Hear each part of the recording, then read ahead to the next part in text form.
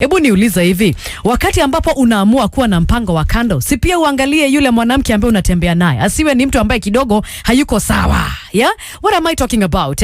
Kuna jamaa aliamua, wacha tu niwe na mpango wa kando, wacha nijiexcite, wacha nikuwe na raha, kama nisikie kama vile ambavyo wanaume wengine wanasikia. So akaamua akawa na mpango wa kando, na huyu mwanamke ambaye aliingia katika uhusiano wa kimapenzi naye ni manager pale kazini, okay?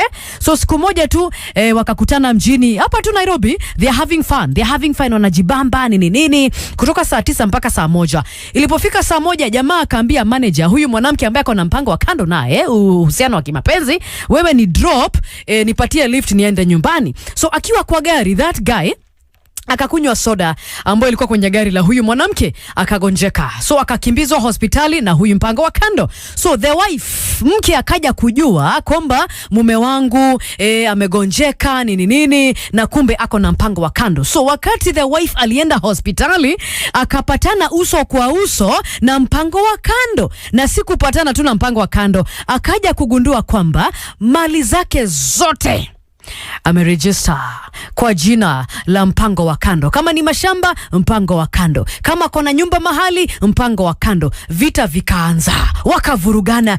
Who do you think you are? Wanafikiria wewe ndiye mwanamke kuniliko, mimi ndiye mke wake, nimemzalia watoto. Mpango wa kando anasema, wewe haujui mume wako. He's my office husband and actually he's my husband. Title deed iko.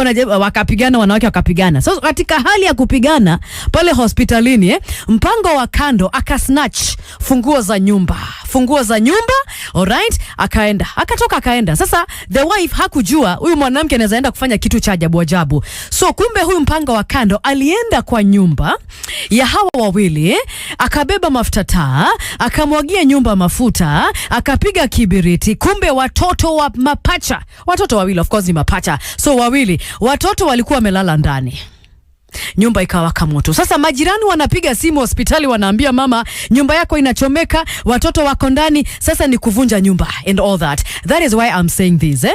Ukikaa ufikirie kwamba wataka kuwa na mpango wa kando, aidha mwanamke ama mwanaume, fanya research yako vizuri. Usije ukachukua mpango wa kando ambaye akili yake haiko sawa. Akili haiko sawa. Because mpango wa kando unauliza watoto nini? Wataka kuchoma watoto, wataka kuua watoto kwa sababu gani? Because of what? No, si ufurahie because kama jamaa amekuamini, kama mpango wa kando amekupatia title deed, ameandika jina lako kwenye mali yake, si ufurahie basi. Relax, wachana watoto. So when you're choosing mpango wa kando, chagua vizuri basi.